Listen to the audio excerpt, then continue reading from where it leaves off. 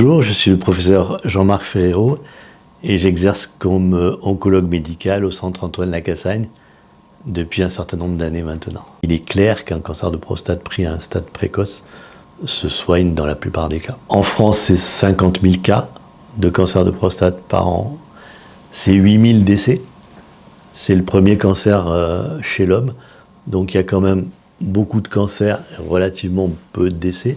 Et donc c'est un cancer qui se soigne bien, qui se guérit bien, et bien sûr à condition qu'il soit pris de façon précoce. Le cancer de la prostate est une maladie qui a plusieurs particularités. D'abord, c'est une maladie hétérogène. Il y a plusieurs types de cancers de la prostate, et de façon très simple, il y a des cancers de la prostate extrêmement latents, qu'on peut surveiller maintenant, c'est ce qu'on appelle la surveillance active.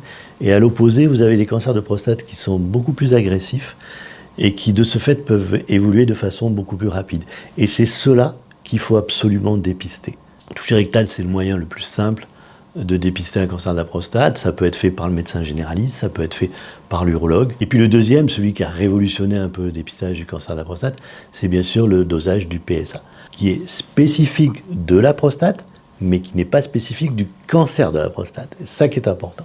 C'est-à-dire que c'est un marqueur qui peut s'élever pour des maladies bénignes de la prostate, que ce soit une prostatite, que ce soit même après, il y a des gens qui font beaucoup de vélo, et de ce fait, ça fait un massage prostatique et ça peut faire élever le PSA, donc c'est quelque chose qui n'est pas spécifique du cancer de la prostate. Mais c'est un dosage donc sanguin, extrêmement simple et peu coûteux. Alors il faut savoir qu'aujourd'hui, la plupart, voire presque la totalité des cancers de la prostate sont opérés par voie robotique. Dans la plupart des cas, après une prostatectomie, on récupère des érections. Maintenant, on fait une rééducation à base de médicaments, et dans la plupart des cas, on arrive à récupérer une érection. Tout dépend bien sûr du statut avant la prostatectomie.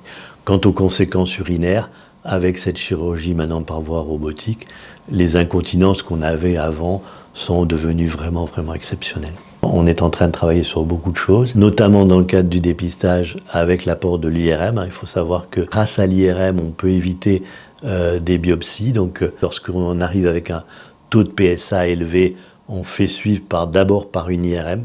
L'IRM permet de voir s'il y a des zones suspectes, et si on retrouve ces zones suspectes, d'aller guider les biopsies. Et puis il y a toute une série de développements ultérieurs concernant le dépistage, et notamment sur des dépistages plus sur l'aspect génomique, et qui permet de pouvoir justement faire la distinction entre cancer de prostate à haut risque et cancer de prostate pour lequel seule une surveillance sera nécessaire. Si vous avez des antécédents familiaux, il faut faire un dépistage, et en particulier un taux de PSA entre 55 et 60 ans, on va dire. Et puis ne pas avoir peur des traitements. Ce sont des traitements maintenant qui sont de mieux en mieux contrôlés, pris en charge avec peu de séquelles.